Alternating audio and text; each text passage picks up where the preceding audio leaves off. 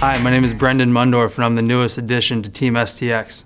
I used the Proton Power in college. I really like the head. It's very narrow, holds the ball well at the bottom. I'm an attackman, so I like to hold the stick, straight up and down a lot in one hand, and the ball seems to sit in there pretty well.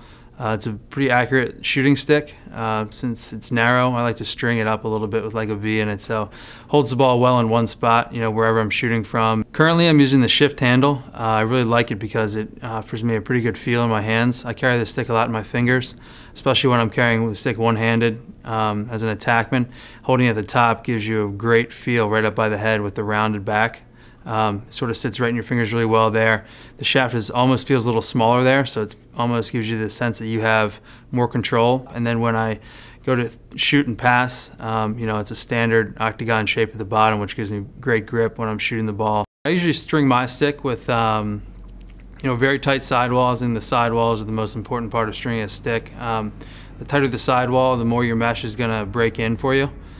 Because the mesh is going to be forced to stretch and create like a sweet spot in your pocket. I like the ball to sort of sit in one spot the entire time, no matter where, what position my stick is in. All right, well, I don't use a whole lot of tape on my shaft. I just like to put a nice little ring of tape at the bottom to keep my hand from slipping off the bottom of the stick.